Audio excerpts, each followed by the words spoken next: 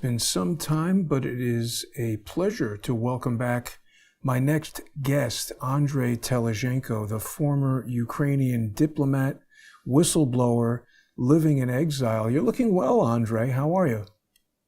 Thank you. How are you? I'm trying to do my best from my end. Yeah. Well, it's good to see you. It's been quite a while. We should say before we get underway, you and I initially met through our mutual friend Lee Stranahan, who people have heard, unfortunately, is not well. I saw Lee in the hospital in November, and his brother and son recently released a message that unfortunately, it doesn't look like Lee is going to be joining us in future broadcasts. We hope he's feeling all right, but he suffered a number of strokes, and he did a lot of great work with you, Andrii. You initially came to prominence when you blew the whistle. You brought a lot of information from your job working in the Ukrainian embassy in Washington, D.C. You had firsthand experience.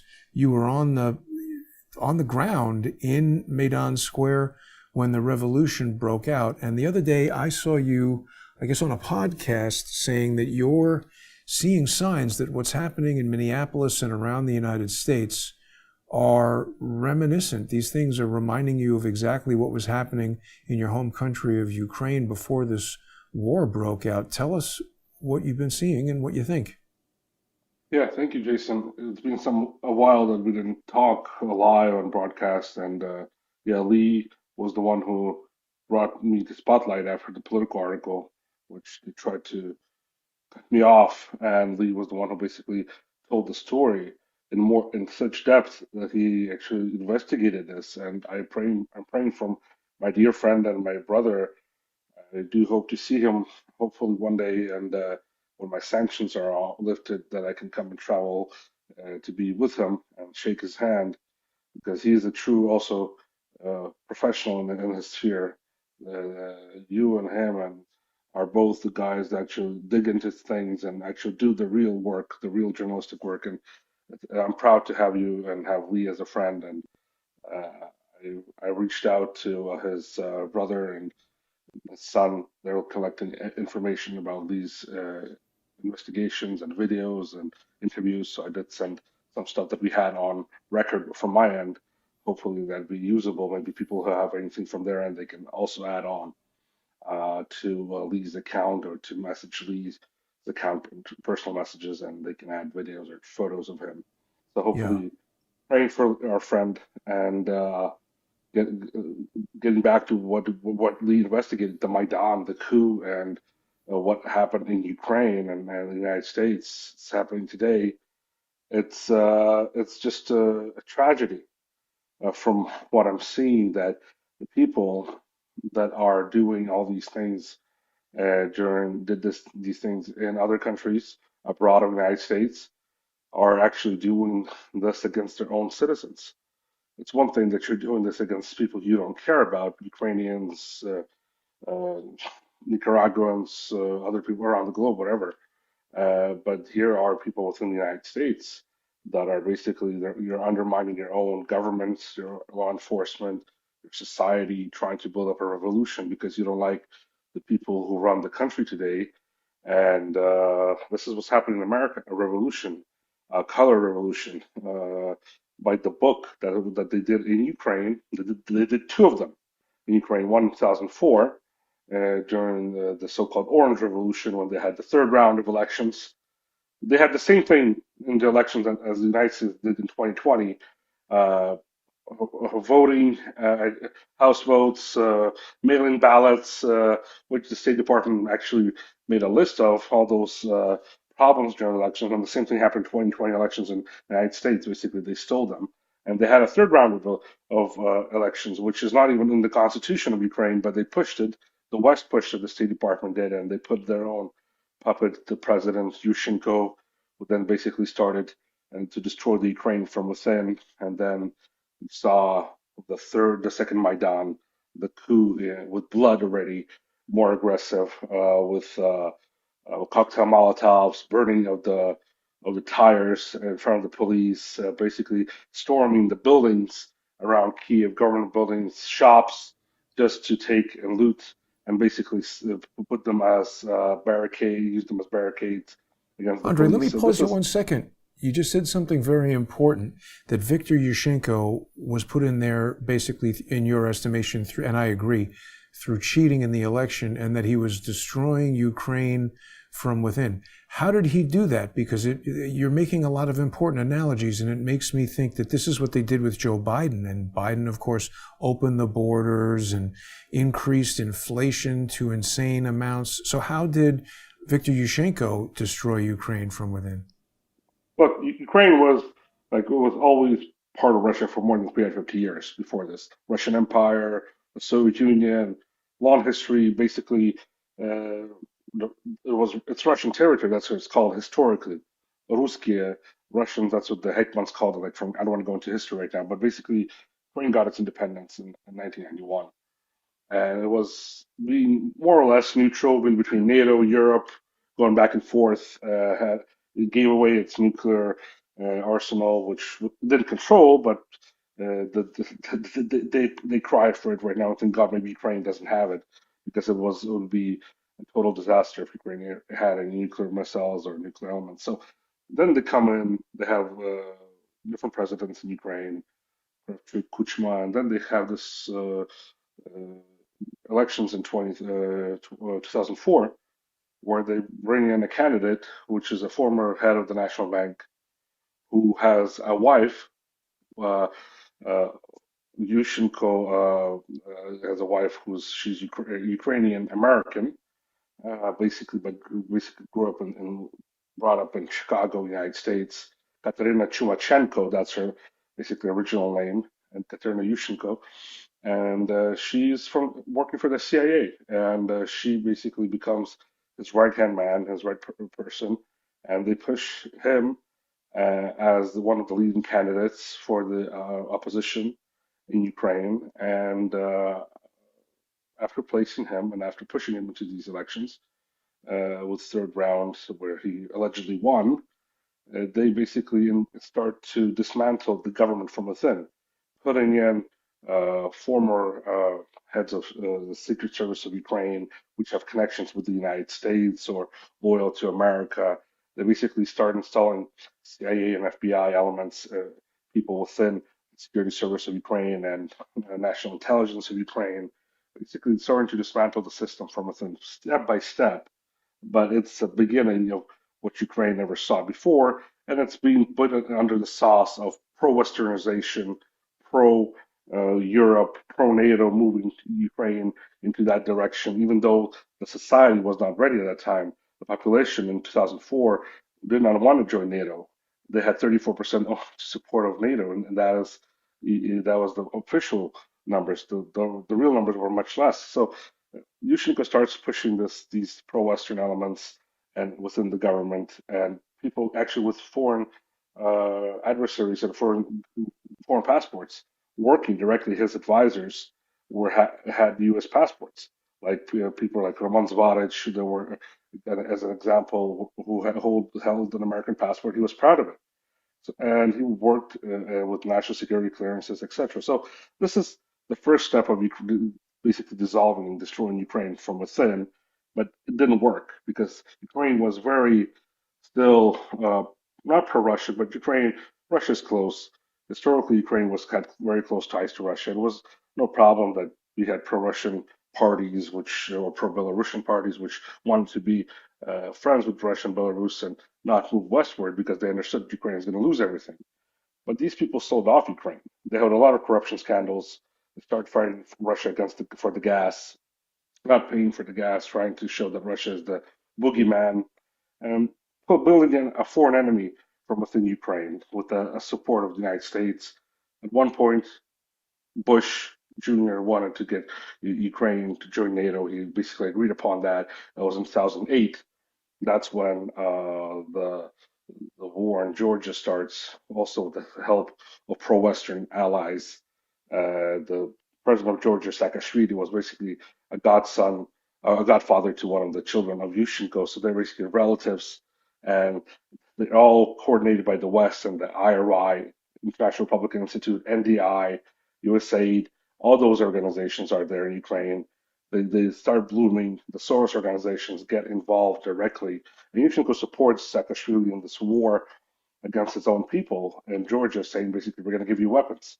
And people who actually sent weapons to Georgia under Yushchenko's government fled and now reside in London under British citizenships, and they have full support of the West. So this is what Ukraine had become under Yushchenko, a starting, moving little pace of destruction of a system, like a Soviet system, which was strong.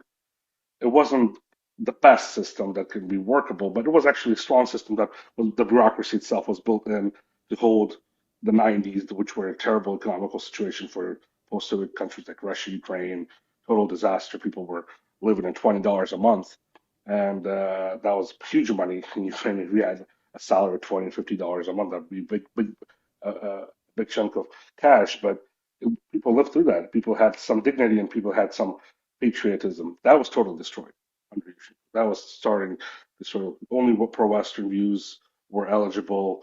History was starting to be rewritten that Ukrainians were the heart of forming Russia, that only if it wasn't Ukrainians, there was no Europe today. That's basically false narratives. The pro-Bandera, pro-Nazi regime were glorified. Yushchenko gave the one of the or the son or not the son but I think the grandson of Bandera, the basically the hero of Ukraine star. So basically, he organized and glorified that on an official level, made it okay in Ukraine to think that these neo-Nazi groups are patriots. So step by step, they started to destroy the system from within and rewrite history. And as I said, and then came Viktor Yanukovych. People voted for him with a majority. They didn't want this pro-Western move, and Yanukovych came to power after economical crisis and actually held the economy pretty strong, and then didn't want to go into Europe as fast as possible. Said glorifying Bandera is bad, and we want to basically have a good relationship with Russia, not glorifying any Nazis in Ukraine. And let's get back to our history that actually Ukraine lost almost 15 million people during World War II fighting the Nazism, and let's get back our history. So he was ousted. Then in 2013-14, when the Maidan started the coup against president that was supported by the United States, Yanukovych met with Obama. He had U.S. government representatives on his inauguration, so he was officially supported and shown that the United States support these elections. And then basically, what happened is how Yanukovych also came to power. It was a struggle between Yushchenko and other political figures like Tymoshenko to come to power, and Yushchenko's people, Yushchenko's surroundings, sold out so that Tymoshenko would not come to power and basically let uh, Yanukovych become president. And like that's a separate story. If I go into that, that's another hour of talk. So this is what Ukraine started to become. There were starting a lot of problems. People living okay. People had the good economy, even though the economic crisis hit hard. But it was an okay Ukraine because it did not move directly towards the West. Ukraine still was not used because there were so many elements within the country did not let it sell out as fast as the West wanted.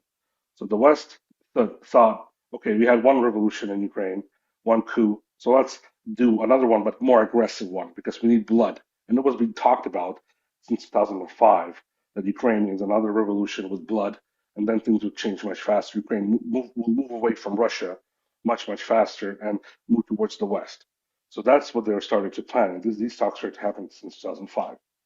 When And you say these talks, where were those talks happening? Was it on on the government television? on the government level between people between politicians. I was still like 15 years old, 16 years old, but I was with my parents in the embassy, meeting other people, and I remember those talks with members of parliament who were just sitting in our house and talking, and said, "Oh, we need blood next time. There's going to be a coup or something happening in Maidan. We need Wow.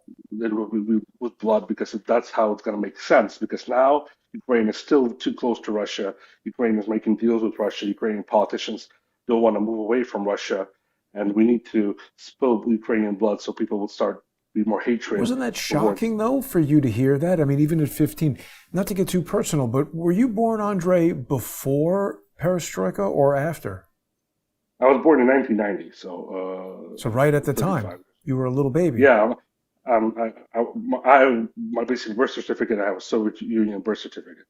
So with the but really no with all the clear mark. recollection of the No, Soviet I Union. don't. I didn't remember. I remember the '90s pretty well, but the Rough '90s for me period. showed, yeah, a very rough period. Even though I grew up in Canada partially during that time, but still, I remember the people, the Soviet, not the communists, but the Soviet education, the Soviet basically bureaucracy, the Soviet approach of life. The people had nothing.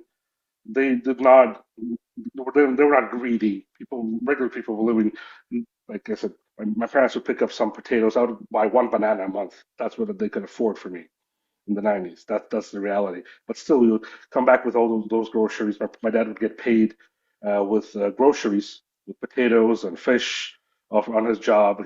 Sometimes he didn't get money as salary. So, but we would come back home, and our other neighbors would get paid the same way, and we would be happy. We'd get together, have dinner, like neighbors living on both sides within the building, and then people from other floors would come down, and it was actually a bad time for the country, but people were living still with those approaches of the Soviet times, with no greed, that everybody is equal, that everything should be better, that we are strong together, we have a strong history. Ukraine today has some future because we basically were also the ones who destroyed Nazism in Europe. Our fathers and grandfathers fought. We had a very rich history going back. So people had something inside them that moved them forward, even though they had nothing at that time even to eat. So yeah, there was banditism and other stuff happening on the streets, and mafia growing fast. But still, even the police officers working on a wage of $20 or $30 a month, fighting the organized crime, which was draining millions from the government with the support of the West, because the oligarchs in Russia and Ukraine were formed by the West. Western advisors who came to Ukraine basically helped uh, start the selling of the factories and from the government and to private sector, and the private sector basically was advised by Western American and British advisors and European advisors, and that's how the oligarchy got formed. So it was the West who came in and formed that oligarchy. Then they started to fight against it at one point because it became too independent. So I said, the people, I did not see the Soviet Union, but I saw what the Soviet Union brought after, when there was total chaos and destruction, but people still stood together, even though that fact. So that would, this, I understood it only now, recently, about all what happened, because a lot of stuff were, I did not understand during that period of time, because as I said, I grew up in the West at one point. I came back to Ukraine in 2010, and I started to see the way the world, that we need to move to the West, something better for Ukraine, a better future. That's what I was taught uh, by growing up, so living in the West, and we thought that some future would bring us European future, NATO future would bring best for Ukraine. So that's why I was part of the Orange Revolution. I was part basically directly during the coup in Maidan of 2014. I was a member, advisor to a member of parliament during that period of time. And then I was working with G7 ambassadors and embassies in Ukraine in 2011 and 2010, 2012, and Let me ask you working one with more commission. quick question about this Orange Revolution, because I was still married to a Ukrainian woman at this time, and I remember her brother and her, some of her direct immediate family lived in Ukraine. I heard about this Orange Revolution, and some sort of this word TAK, T-A-K, had something to Yeah, do with this, didn't it? it means yes. Yeah, right. Because her brother gave me a T-shirt that was the Orange Revolution and it said TAK on it. And Tatiana told me to wear it. And I remember I was very reluctant to get involved in some kind of political movement that I knew nothing. There it is, that I knew nothing Yeah. about. I didn't know I didn't want to wear a political slogan around New York City in a language I didn't understand about something that I totally didn't understand. But it just, even at the time, and I didn't know nearly as much about politics or psychological aberrations as I do now. It just struck me that this thing was promoted almost like a product on a television commercial, wasn't it? Yeah, it was basically a trademark for Right. anybody who would wear something orange, an orange T-shirt, an orange stripe on their backpack, a ribbon, or something that basically promoted showed that you are supporting the revolution in Ukraine and against the government, and you have to basically prove. But it was, as I said, peaceful. That's why uh, people were a lot of people in politics who wanted to move much more westward and sell out to the West. It didn't like because it didn't change a lot. Ukraine was still Ukraine. Ukraine was still moving forward the way it was moving in between the West and Russia, which was gaining. Ukraine was gaining a lot, being in the middle, at the bridge between the West and East. And that was the Ukraine's basically monetization. It didn't have to be in NATO. It didn't have to be in the EU even. It didn't have to be anywhere. Its own sovereign, independent country in the middle between these two uh, big countries like and unions like the European Union, Russia, and China.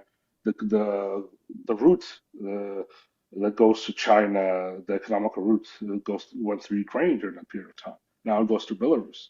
So Hmm. Ukraine had a lot of potential to gain from the Silk Route to China went through Ukraine. That was the project. And then now, because of what Ukraine has destroyed, after all these years of destroying the country, it had so much wealth and prosperity that has nothing today because of the bad decisions even I made, which I will carry for the rest of my life. That I was part of What do it you because mean? Well, but you didn't know. You were deceived, basically. I mean, certainly now, yeah, but I will. and people who are in the know realize that this drive to get into NATO would only agitate Russia and create the problems that Ukraine is facing now. But still, I will, as I said, I do know, and I stood up against it when I was in the government in Ukraine. Afterwards, and I'm still fighting it, and I'm still going to fight it for Ukraine to be sovereign and independent over what's left of Ukraine. And but I was part of it. I still carry and will carry that burden because uh, that was my choice. I did not know what was I was into going into because I was like around 20 something years old, 21, 22 when it all started, and I thought I was doing something best for Ukraine because I said during that period of time, this was 2011 and 2010, I came back from the States. Didn't want to stay in the West. I said, I want to come back to Ukraine, do something good for Ukraine. And I thought I was doing something good. I joined the political party with Timoshenko, was an advisor to a member of parliament, helping work with the foreign embassies at that period of time. And I was then asked basically to work during the coup and during the Maidan, work as an unofficial coordinator with the G7 embassies. Plus, I had good relationship with the U.S. embassy, Ambassador Pyatt, and uh, the political officers and military officers of the U.S. embassy at that time in Kyiv. So I was basically coordinating all that work and plus helping with coordinating the security of U.S. senators when they came to Ukraine, Senator McCain and Senator Chris Murphy, which then Chris Murphy was happy that I was sanctioned, even though I was responsible for his security at one point when he was in Kiev. And so that was, I saw a lot of stuff during that period of time. I said the Orange Revolution I saw only as a child and something from outside and only talks that were going on that we have to be more independent, move westward, and that kind of stuff. But during my down in 2014, I was always against aggressiveness, even though I was actually saving a lot of police officers. I had a story before I go into deep into the coup in 2014 that there was head of the police, one of the Kyiv city police departments, that was captured by the activists on Maidan. They wanted to bring him on the stage and basically beat him up on the stage and that kind of stuff and show that, oh, we have the head, one of the heads of the Kyiv police, and I saved him. I said, look, I'm going to bring him on my own, let him go, and then I basically brought him back to. to his police department because they would have killed him Yeah, they would have killed him. I was going to say, it seems like that kind or of tortured crowd him. mentality. The guy gets up there. What's to stop them from just killing him?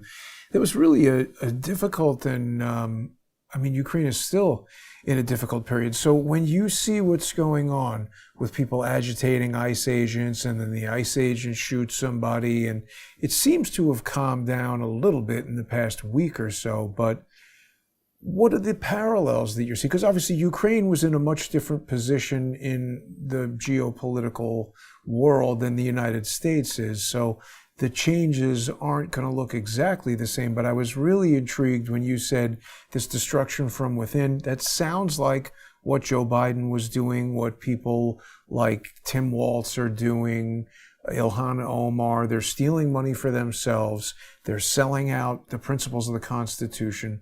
What else do you see happening that causes concern? What I saw in America, it started happening because I was studying in Washington D.C. During that period of time, 2007 elections, during the Obama administration. That's when this thing started to basically undermining total principles of normal America.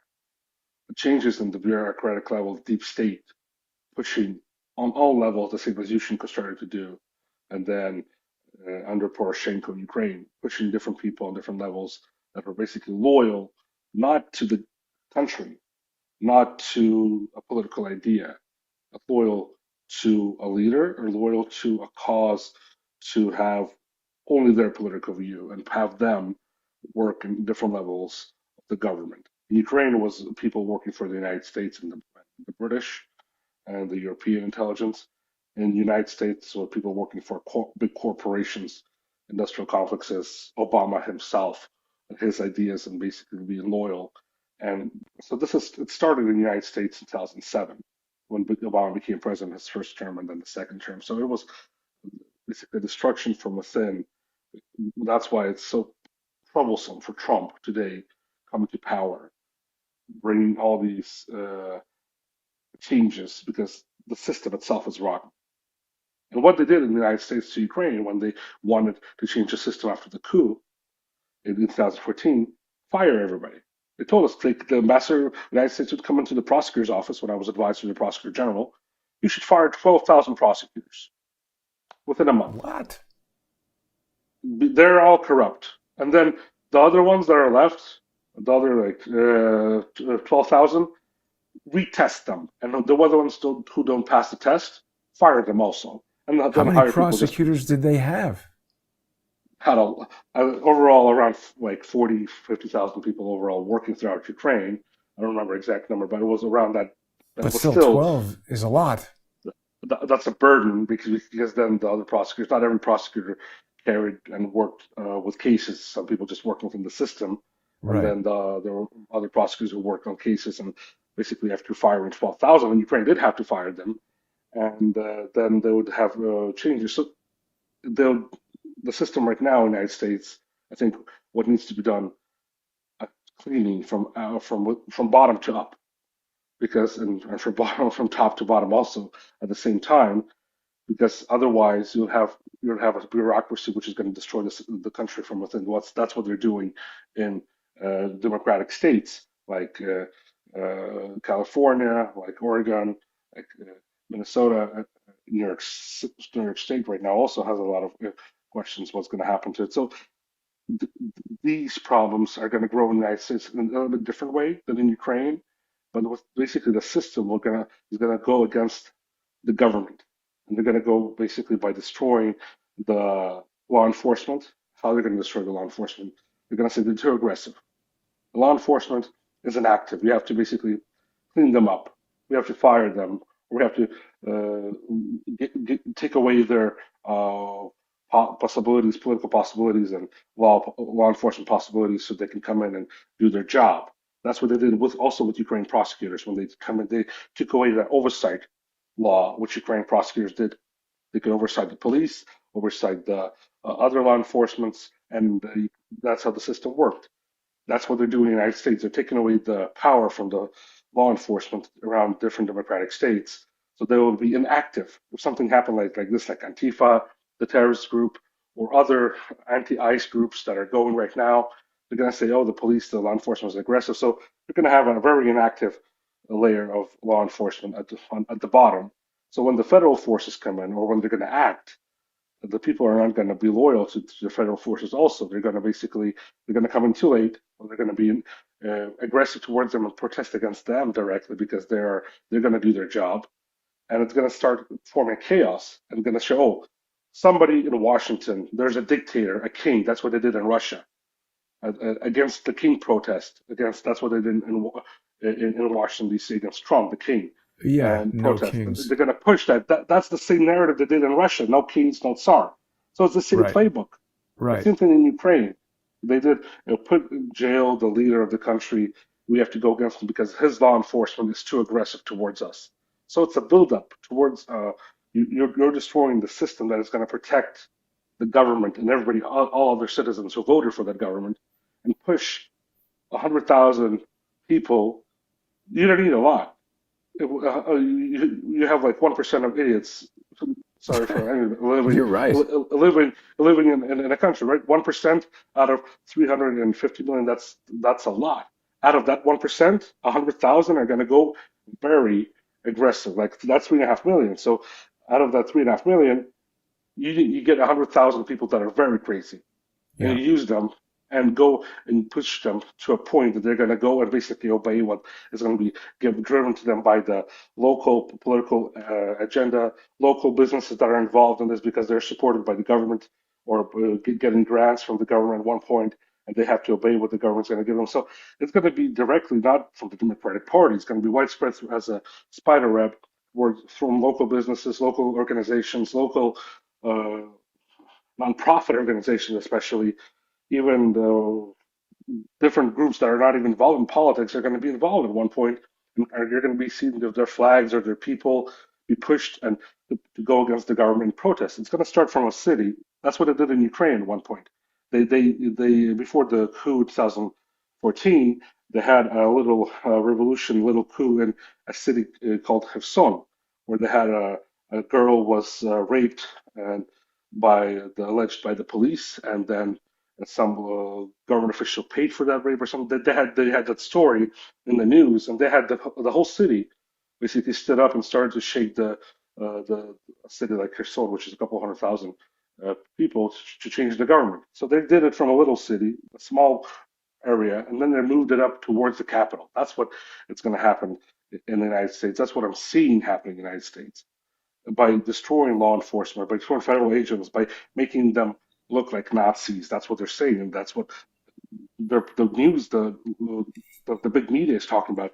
Oh, Yeah, these see, law that's enforcement are important. Let's Nazis. stop on that for a That's what they second did in because, Ukraine. They did that shit in right, Ukraine. The same thing. They said law that's enforcement very, are Nazis. very interesting to me that you're saying that because it can start from just a seed of a small thing, a news story in a small town that goes viral essentially. And, you've spoken in the past about, or perhaps it was me who brought it up, that Nina Jankowicz was very involved in disseminating some kind of information in Ukraine. Here she is. She was doing Russian language, and I think she might even speak Ukrainian. She definitely speaks Russian, but she was heavily promoted as some kind of expert. Seemed to be involved in propaganda, in my opinion. This is a very dangerous person, as far as I can tell, and she's involved in these different groups that are trying to, set the narrative here in the United States as well.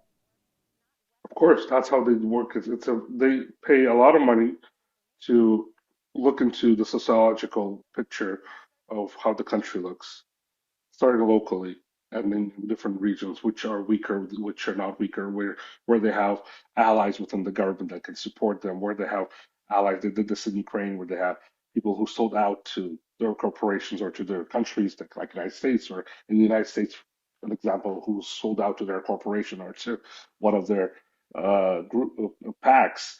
And they're going to move these people through politicians into local groups because they do a lot of research on this, which is done right now, I think, by the deep state using the U.S. intelligence, uh, the FBI, even the CIA may be involved in this on U.S. soil against the will of the President of the United States, even behind his back and behind the back of the leaders like Kash Patel and Director Sayrakov, they may not even know that this is happening because this is how the bureaucratic system is so corrupt from within. And they might have these people just working for outside groups, basically destroying their country and working against their country to build up an intelligence operation that is going to go at one point, as it start locally. They're doing this for some reason. We have to understand. They're Yeah. doing this for a reason to destroy the MAGA movement, the Republican movement that was not obeying the corporate agenda or military-industrial complex agenda or the pro-Israeli agenda, with the war, anything like that. They're going to build up, use that, and destroy those politicians, and then destroy the government itself, the president. Not destroy it, but overthrow it and change the figures around for the people that are going to be more loyal or be obedient, like Joe Biden, who was Yeah. didn't not even know what it was, where he was or what he was doing. Basically, Obama was You're right. controlling the picture on the side. So this is what they need. The same thing with Zelensky. They brought it to Ukraine. A person that is controllable, doesn't know where he is, what he's doing, what his politics is at all, Right. and they need those kind of people, and they need those people around the country. I remember in Ukraine when I was pro uh, American, as they thought I was. I like America. I love America. I grew up there. I have nothing against the United States. The people in America, they're great. The food is great. The people are great. Everything. I love it. But they basically thought I was their own because they can have people like me be used within the system to push the narrative, push the web of people who are going to be controlled from the outside. And basically, they promised me high government positions if I continue to be loyal to them. And this is how it works. And they're doing the same thing in USO, unfortunately, which is illegal, I think, by all U.S. standards and by laws. It's you're, you're you're basically trading your country for corporate ideas or money or just whatever you think you are doing right. You're not doing it right. You have to think Yeah. what is going to happen, what are the consequences, what's going to happen to the country. Let's talk I about stood up against Obama in 2007 because I understood that he's going to destroy the country because the ideas that he was bringing to the table were not pro-American. If you're going to have But a now ship like the they've United turned States, on you, Andre, right? Let's talk about this yeah, for a second because when you stood up to that, they destroyed you and they're continuing to. You mentioned Kash Patel a moment ago, but it doesn't seem to me like they've done anything to help you. When you just search your name in Google, the first thing that comes up is the sanctions list, and all of these things talk about the viewpoints of your detractors, Ukraine hoax. Basically, they all say that you're sanctioned, and your detractors say that you're sending disinformation and whatever. Obviously, Rudy Giuliani has been totally hammered in a legal sense. Has anything happened to improve your situation under this second Trump administration? nothing as of what I know. I'm still under sanctions, which were imposed When will this by end? Pompeo and Mnuchin. I don't know. This is for a lifetime until you die. Wow. And Wow. then even though when you die, you have to still appeal that you're dead. Somebody has to prove that you're dead. They take you off the list. So Wow. I was offered to get in contact with a couple of lawyers. They did look OFAC lawyers. They did look into my case. They said there's no evidence at all. It's an empty case. I knew, but to hire a lawyer, an It's OFAC so much lawyer, money. first of all, I have to pay on my own. It's $500,000 overall, and $100,000 up signing. So I don't have that kind of money. I'm living on social welfare. My wife basically is working, and so that's for me. It's impossible to do that. And the people who I They've ruined trusted you. They've destroyed you to help me, financially. yeah, I have nothing. I cannot open. It's not just because I'm on sanctions. I want to be off sanctions because I want to travel to America. Sanctions when they impose on you, it's you cannot open up a bank account in the Western world, basically, or any bank around the globe who's dealing with U.S. dollars officially. You cannot if you don't open up a bank account, you can't get a job, or not even being a janitor because you need a bank account in the West to get paid and pay taxes. So that's already a big problem. If you want to work for a foreign company, nobody's going to hire you because foreign companies are going to not hire people who are sanctioned because it's a high risk. So like life is totally destroyed, not because I cannot travel. Like it's because I cannot live and survive, and I'm 35 years old now. I'm going to be 36. like I'm going to retire at this age, and my wife is going to just do her job, and I'm going to be living this the way where I am. But I'm still going to continue fighting. I'm still talking about things on air. I'm going on different TV channels. Who gives me the platform? I'm not getting paid for this, even though I could. But I don't want to, not just because of some pride, but because if I start getting paid for what I talk, I won't be able to talk it with open heart and be truthful to the people because it's going to be a thing talking on a narrative. I already was involved in kind of stuff during the coup in 2014, which I promised I will never be involved in this situation ever again. So I'm talking for free in every TV channel that I'm Azerbaijani TV, Russian TV, Ukrainian podcasters who are abroad, who are not affiliated with the regime in Kiev, United States television, One American News Network with you here, Jason. So any platform, I'm going to continue to talk until whatever the day comes. A lot of health problems, but as I said, sanctions they too destroy you. You cannot survive in the Western world. I went to the West because I thought maybe at one point with the new Trump administration things might change and I'm going to get my case will get re-looked into because everybody knows people who worked with me that I those sanctions are false, that I'm not no Russian agent. Everything I testified to or talked about publicly on U.S. media and with you and with Lee, I testified under oath to the Federal Election Commission. I testified and gave information to the United States Senate, Senator Johnson, Senator Grassley, which used my information in their Senate report. 87 pages out of that report, 27 pages are my emails and mentions of me that I'm not a Russian agent. And the U.S. Senate official report. Yes, the Democrats have their own report saying that I'm Senator Wyden saying that I'm a Russian agent, and they were happy that I was sanctioned. Chris Murphy was happy that I was sanctioned. Blumenthal even wrote a letter on his page that I was happy that I was sanctioned. So U.S. senators were happy that I was sanctioned. Romney was happy that I was sanctioned. So there was a lot of people who actually, from U.S. senators, who had things. This is the committee report from the Democratic Party. But we had there's another report by the Republican Party, which is hard to find online. It's Hunter Biden corruption. It's called, and it's by Senator Johnson, Senator Grassley. That's the original report. That basically, uh,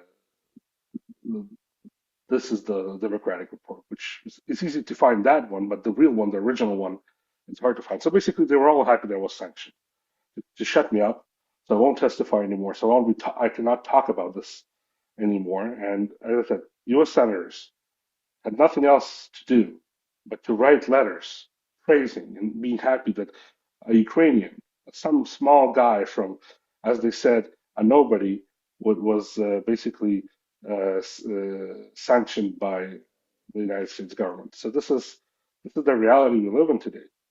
People It's are afraid who unbelievable. speak the truth. I have nothing against President Trump. I understand what's happening in there right now. I'm still talking to some people and I understand the system is so rotten from within, uh, starting from the Obama administration, that this is going to be very hard for Trump and his team to do something even to make peace with Russia, because so much people are going to be backstabbing and doing their own thing. They're going to try to overthrow the president of the United States, I think, not no, not during the midterms, but after the midterms, after they actually gain power within Congress and Senate, to start moving impeachment hoaxes again. And they're going to start pushing revolution and to destroy the whole MAGA movement to show that they are the bad guys in the situation. I think this is what the book is for the United States. These people are not afraid to have a civil war in their country because they don't care. They Seems like don't they care. want that, right? I mean, you Yes, said because you they heard don't. people calling for blood. It's almost like January 6th, the Orange Revolution in the United States, basically, that's in the past. I mean, what you're saying, it's very ominous because it seems to indicate that the true danger has yet to really come.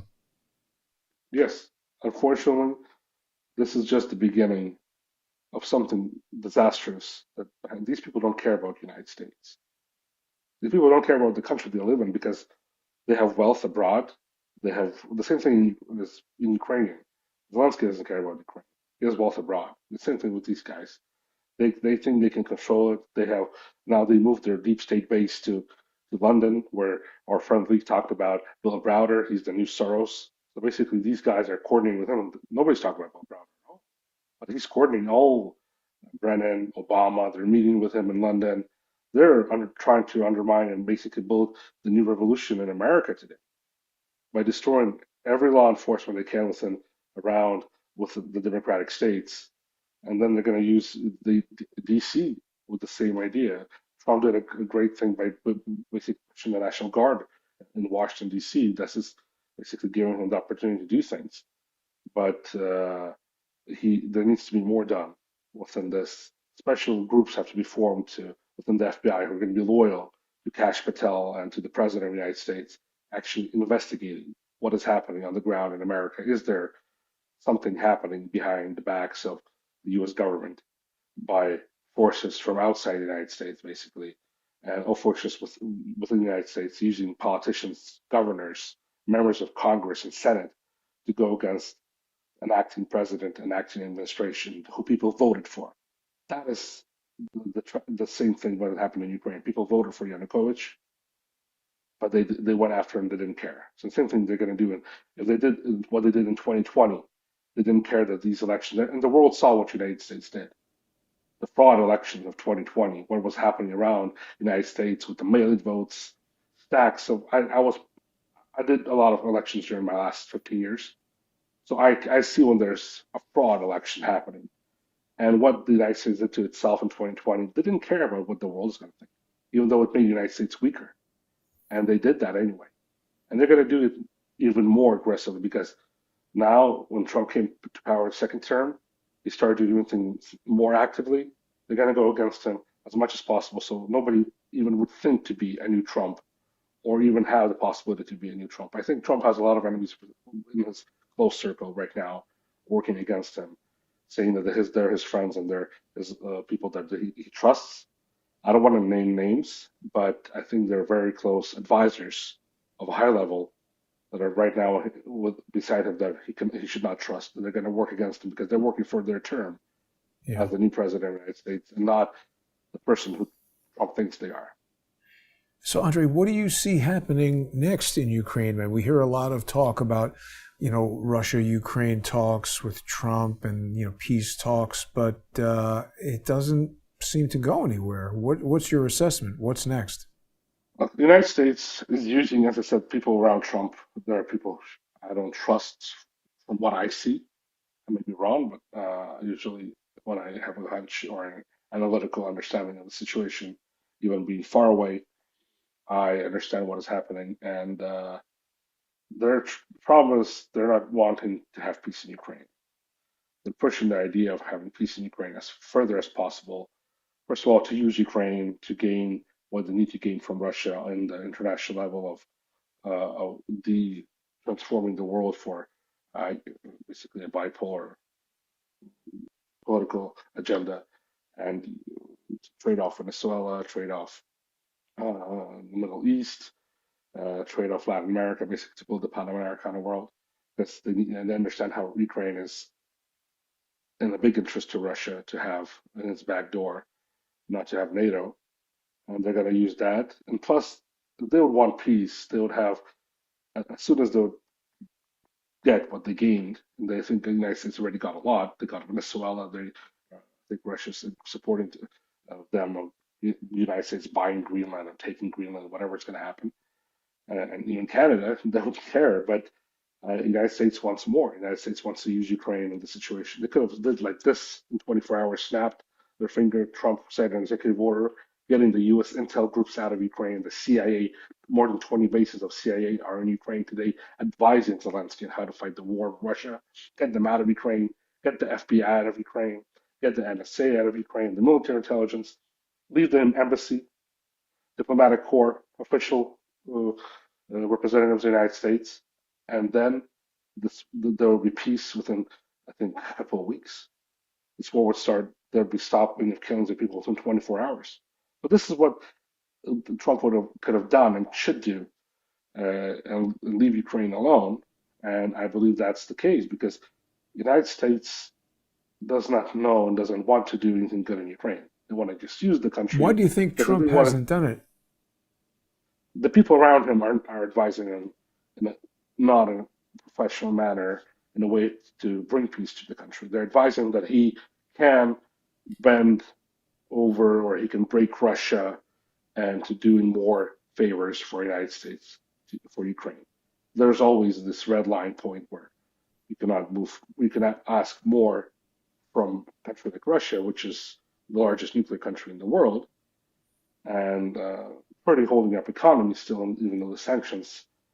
And the United States, Russia knows that the United States has problems. Uh, Basically, the 39, almost $39 trillion of debt, and half of the gold reserve is missing. And so Or that more. those are the or more, yes. Then that's the reality. And Russia knows that, and not only Russia, and they knowing that they still are going, basically trying to negotiate with the United States because they understand that the future is to cooperate with and make money with America, not just be at war all the time. That doesn't make any sense. We're living in the 21st century. This is not the Cold War era. This is nobody wants to fight and have nuclear weapons fly over the Atlantic or the Pacific and on one another. People just want to make money. This is the age of well, making profits for not just for your country but also for yourselves. And there's always a red line that Russia's not going to cross, and America's pushing it, trying to get more and more and more, even though I think already more was given to the United States. And I mean, with Venezuela, with agreeing on Greenland, even Putin, speaking on a speech a week ago, said that Trump offered, I think, 700 or $800 billion for Greenland. Putin said the rough amount for Greenland is around $300 million. That's the equivalent of what half more than what Russia, what the United States paid for Alaska, which Alaska's territory is half less than Greenland. So this is basically with today's money, that's $400 million. He Oh, actually gave because him he's saying the a dollar is better so deal. devalued? Yeah, because Greenland, I think, was bought for $7 million at that time in the 19th century, and then now the dollar is the value of it. It's around a bit more, around 24. Right now, the cost for 30 million would be so. Basically, the value for Greenland is $400 million in today's dollars equivalent, not $700 billion what Trump actually wanted to pay for. So Russia's playing along with Trump's ideas. They're actually trying to help him, and they're America is still trying to push, and not America, not Trump, I think, but the deep state is trying to push the narrative to fight Russia and continue this war, to just use Ukraine because Zelensky's ready to be used more and more, even though his popularity is gone. There's no support of Zelensky at all. People are freezing. They understand because he is responsible for those reasons, not the Russian military, but he is. He should have stopped this. He should have ended it. He could have had Donbass with the Minsk Accords without any war. And now he's saying we don't want to give away Donbass, even though he could have had it with the Minsk Accords, and then he could have had it with Istanbul. And he didn't do anything of that. He continued this war. Now, like Ukraine lost, not Ukraine, but the Kyiv regime lost, together with its allies in the West. America should just leave Ukraine, and as soon as America leaves Ukraine, Zelensky's going to fall. Yeah, there's going to be maybe somebody neutral coming in, but that's the consequences of when you use a country. People are not going to like you after that. People understand that the West was involved in using Ukraine. People are not going to like you after. That's the reality. They're not change it. But if you push it more and more, people are going to hate you more. Right now, Right. people in Ukraine start hating the West and more because they said, "Oh, you're going to support Ukraine till the end." They understood that was a promise, and now they're saying, "Oh, where's the support? You're throwing us under the bus, and nothing's happening." Even though the West, there was no interest of supporting Ukraine, bring Ukraine to NATO or Europe. It was just using They just Ukraine to use it destroy to Russia from within. agitate Russia. Right. What they wanted is why Trump is going for Greenland and all these territories that need some resources because the deep state under Obama, Biden made a calculation that they can win Russia by having Ukraine fight a war and have two Slavic countries spill blood between each other, and then have a coup in Russia against the government, and then they're going to have some Navalny or some other opposition leader who has no support from the people come into power, supported by the West, and he's going to say Russia's too big, and we're going to divide it into 3 or 4 pieces and give it away to the people of the world, and then America corporations are going to come in and have the 73 trillion dollars worth of resources, minerals, gas, and diamonds, and everything else. You just Bring it basically up steal and it. yeah, steal it, and that's what they thought they're going to use it. So that's why America needs those resources right now, and without them, That's why Trump is fighting for them really fast because they need to do that, and because they miscalculated, they lost this war, and Well, everybody's let me suspicious ask of them. you one final question that I think is going to be certainly on American viewers' minds, because I don't disagree with you. It looks like these things are happening. So, as someone who was there at the start of it and has witnessed essentially the destruction of his own country, do you think there's anything that could be done to stop that from happening in the United States? Stop from destroying the United States from within. I think you have to have start forming uh, official government groups or within the FBI and within the Senate, within the White House, for government officials from different levels who the president trusts, and they have to investigate what is really happening on the ground. Because otherwise, if you trust the system itself, like the Department of Justice or just FBI, you don't know who's going to work on that file. I don't know. The United States has a problem. The people who, most of the people, uh, are maybe loyal to the country, but there's the 20% or 25% working within the system that have the mid-level possibility within the government bureaucracy to undermine anything that's going to happen from the top to bottom. They're going to try to block it, or even any investigation, official investigation by just the FBI, what's happening within ICE, or why the people are protesting. Nobody's going to know what happened or the truth because they're going to be blocked and undermined by those deep state bureaucrats who are loyal to Obama, loyal to uh, Biden, to Newland, to the corporations who brought them there. Look at Peter Strzok and all these people. Look at Brennan. Look at the people who've had to vote, work for their country. They worked against the country, knowing they worked against it. So this is a great example. And there's that 25% is still there. It didn't go anywhere.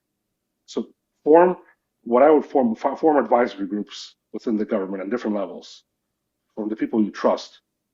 Collect evidence and information and data on different levels of people who knows what these protesters are and how the CIA played abroad.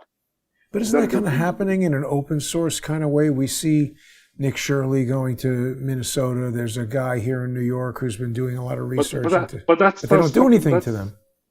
look, you have to have it organized, delivered directly to the ear of the president of the United States, so he would make a decision on what to do next.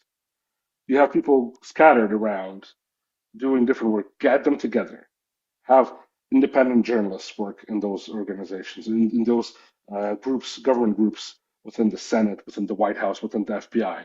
Have people who are ready to give their advice. Have government officials be there, senators and congressmen who know what they're talking about, who are loyal to the cause of today's America. Work on this and advise the president. Don't trust Lindsey Graham. Don't trust people who are neocons within this because they're going to go after you. Kash Patel and Dan Bongino and all these people, they cannot know everything. I know how the system works. You come into the government. I was advisor to the first deputy prime minister overseeing law enforcement and intel groups. When the civil war in Donbass started, we did not know 80% of what's happening on the ground. We were never informed, even though we had to. The government had to inform the people underneath the security service of Ukraine, the military. They'll not even come to the gatherings or the of the government and the meetings, conferences, government conferences, and they would never even come to us and report to us. They'll give us blank papers or some information, everything's okay, and then we would find out that they killed 10 people with an airstrike, and they said, "Oh, it was the Russians who did," it. And they disinformed us overseeing them within the government that they had to report to that it was not them, but it was the Russians. So it's working the same thing in America. Every It's government true. is this. America Well, is broken. and the other, you're right, it is broken. And the thing that I'm worried about is what you're saying is correct. But meanwhile, Trump and Kash Patel are more worried about somebody kidnapping Savannah Guthrie's mother than they are the absolute destruction of the United States. Andrii, I got to say, it's amazing to listen to your insights and hear, what you've seen firsthand. I wish there was something I could do to help you directly these sanctions are a terrible thing. You are looking well, and I hope that people will follow you on X at Telizhenko Andy. They can communicate with you on there and, kind of keep up with what you're posting. Anything you want to say before we wrap up for tonight? I thank you for your support. And again, I want to mention our friend Lee Stranahan. go to his next page and reach out to his brother and his son. They're the ones who are communicating for him on that. Any help they need, and from my end, I can only pray for Lee. And that's what I want to say. Also, is we have to understand it's not just about the United States today. It's about everything that's going to happen. If they break what's left of America, you're going to see the situation going back to chaos more and more. What happened under Biden, Obama? They're going to control the narrative, control the media. Now, at least we're seeing Washington Post is dissolving. Hopefully, they will be destroyed forever because so much lies, and maybe other media will go down. Things are starting to change step by step, but they are. And I do hope that things will change for the best. I'm here. Hopefully, sanctions. Somebody will hear me, and something will happen to my sanctions, and I will be able to see my friend Lee, and we can go and see him and shake his hand because I do admire what he did for me, and he brought us, you and me, together, introduced us. So I know you virtually. I hope to. I will also see you one day and shake your hand, and we should pray and think harder of not what's happening in the world, not just what we're reading in the news. I don't read the news at all. As I start reading the news, it's so much chaos. I read between the lines and Yeah, watch they're what's happening. lying. That's what I advise people. Read between the lines. That's where the truth is. You don't always Well get it at the said. first, but then from time to time you'll understand that you were It's right. well said. I like that, Andrei. You're right. People do need to do that. The news is lying to us all the time. I want to thank everybody who sponsors Crowdsource the Truth on crowdsourcethetruth.substack.com and subscribestar.com and patreon.com, and also everybody who's following me on X at JG_CSTT. Andrii Telizhenko, it's great to see you again, and thank you for all of that. Have a great night. Thanks for watching, everybody. Thank you, guys.